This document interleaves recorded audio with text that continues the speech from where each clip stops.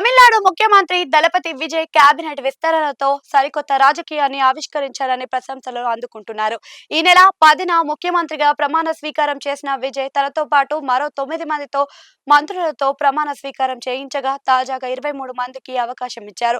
వీరిలో 21 మంది టీవీకే పార్టీకి చెందిన వారే కావడం గమనార్హం.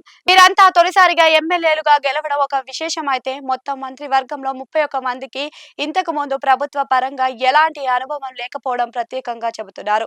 మొత్తం 32 మంది మంత్రుల్లో కేవలం ఒకే ఒక్కరు గతంలో మంత్రిగా వ్యవహరించినట్లుగా చెబుతున్నారు. ఇక రాజకీయాల్లో సాధారణంగా కనిపించే విధేయతకు దళపతి విజయ్ పెద్దగా ప్రాధాన్యత ఇవ్వలేదనే విశ్లేషణలు వ్యక్తం చేస్తున్నారు. ప్రధానంగా ప్రజలతో మమేకమయ్యే నాయకులను ఎంచుకోవడానికే విజయ్ ఎక్కువగా ఇంపార్టెన్స్ ఇచ్చారంటూ అనే విధానాన్ని కూడా చూపిస్తున్నారు. అదే విధంగా మంత్రివర్గంలో ఎక్కువ మంది యువత ఉన్నట్లు చూసుకున్నారు. సాధారణంగా తమిళనాడు పాలిటిక్స్ లో ఎప్పుడూ సీనియర్లదే హవా ఉంటుందని చెబుతున్నారు. కానీ విజయ్ తన కేబినెట్ లో యువతకు పెద్దపీట వేశారు. మొత్తం 35 మందిలో 22 మంది మంత్రులు 50 ఏళ్ల లోపు వయసున్న వారే కావడం ఒక రికార్డుగా వ్యాఖ్యానిస్తున్నారు. ఇది రాష్ట్ర రాజకీయాల్లో ఒక తరం మార్పును సూచిస్తుందని అంటున్నారు. తమిళనాడు రాజకీయ చరిత్రలో ఎన్నడూ లేని విధంగా విజయ్ కేబినెట్ లో 8 మంది దళితులకు మంత్రులుగా చోటు దక్కింది. అందులోనూ వారికి సాంప్రదాయ శాఖలకే పరిమితం చేయకుండా ఉన్నత విద్యాశాఖ వంటి కీలక పోర్ట్ఫోలియోలను కూడా అప్పగించడంపై అభినందనలు వెల్లువెత్తుతున్నాయి. కాంగ్రెస్ నుంచి జనరల్ స్థానంలోకి గెలిచిన మాజీ బ్యాంకర్ పి విశ్వనాథన్ కు ఉన్నత విద్యాశాఖ బాధ్యతలు ఇవ్వడం ఇందుకు ఒక ఉదాహరణగా చూపుతున్నారు. ఇక కేబినెట్ లో లింగ సమానత్వానికి ప్రాధాన్యత ఇస్తూ 4 మహిళలకు చోటు కల్పించారు. వీరిలో TVK front line leader C విజయలక్ష్మితో పాటు ఎస్ కమలి, కె జగదీశ్వరి ఉన్నారు.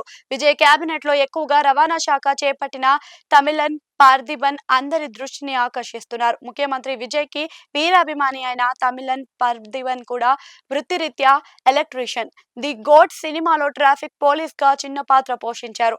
ఇక ఎన్నికల సమయంలో టీవీకేలోకి చేరిన ఆయనకు విజయ్ సేలం సౌత్ నుంచి ఎమ్మెల్యేగా పోటీకి అవకాశం ఇచ్చారు.